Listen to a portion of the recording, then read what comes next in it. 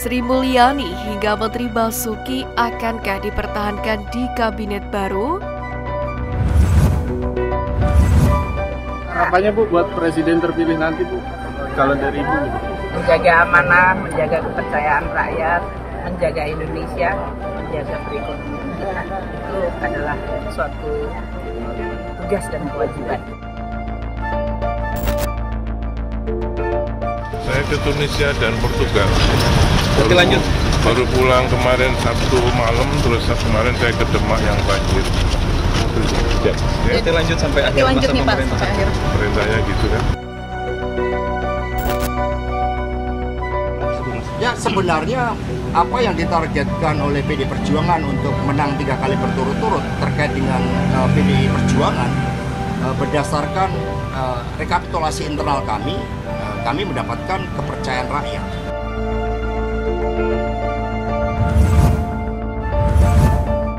Kebedakan Prabowo Subianto dan Gibran Rakabuming Raka versi hitung cepat alias quick count sudah terprediksi. Pasalnya di atas kertas, mayoritas lembaga survei sebelumnya telah mengungkapkan tanda-tanda kemenangan dari Prabowo Gibran.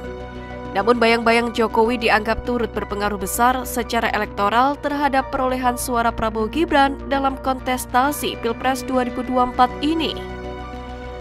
Tapi ada satu fenomena yang menarik di mana capres yang diusung PDIP kalah di Pilpres. Tapi dalam Pileg, PDIP masih terlalu perkasa untuk dilengsarkan posisinya oleh partai-partai lain. Ada yang bilang ini adalah win-win solution, di mana PDIP gagal mengantarkan capresnya menang, tapi menang besar di Pileg. Jokowi punya mimpi meloloskan PSI tapi gagal total, meskipun anaknya berhasil jadi cawapres. Tapi ya tetap saja unsur kecurangan, isu konstitusi dilangkai, MK disetir dan intimidasi mewarnai kemenangan paslon tersebut. Saya punya keyakinan bahwa siapapun pemenang hasil kecurangan produk dari pengangkangan konstitusi, pengangkangan hukum dengan menggunakan segala cara, mereka tidak akan tenang memerintah Indonesia 5 tahun ke depan. Berkaca pada periode kedua pemerintahan Jokowi, kekuasaan yang terpusat memunculkan kemampuan untuk melakukan manipulasi. Sehingga kekuasaan dan titik dalam konteks kebijakan dan implementasinya dibutuhkan check and balance. Tak heran jika Sekjen PDI Perjuangan Hasto Kristianto menegaskan PDI Perjuangan siap menjadi oposisi di luar pemerintahan dan parlemen saat Prabowo Subianto resmi jadi presiden ke-8. Dari pengalaman PDI Perjuangan 2004-2009, posisi saat itu 2004-2009 adalah berada di luar pemerintah. Nah, sehingga ketika ada pihak-pihak yang kemudian menyampaikan pidato kemenangan, menyampaikan berbagai janji-janji manis, tentu saja itu terlalu dini. Ya, pihaknya menyebut posisi berada di luar pemerintahan sudah pernah dijalankan PDI Perjuangan pasca pemilu 2004 dan pemilu 2009. Tak selesai sampai di situ saja. Hasto menyebut bahwa pada pemilu 2009 terjadi manipulasi daftar pemilih tetap atau DPT sehingga wakil rakyat di DPR membentuk hak angket. Ketika itu muncul suatu kesadaran perlindungan hak konstitusi warga negara untuk memilih, meskipun hal itu terjadi lagi saat pemilu 2024 ini. Banyak pemilih di luar negeri tidak bisa melaksanakan hak pilihnya karena faktor teknis administratif, sehingga perlawanan ini menyangkut hal yang fundamental. Karena seluruh indikasi dari fakta-fakta yang diangkat, ada persoalan terkait dengan legitimasi pemilu, terkait dengan legalitas calon yang saat ini masih ada. Oleh karena itulah, selain berjuang di luar pemerintahan atau di DPR, PDIP akan berjuang lewat jalur partai.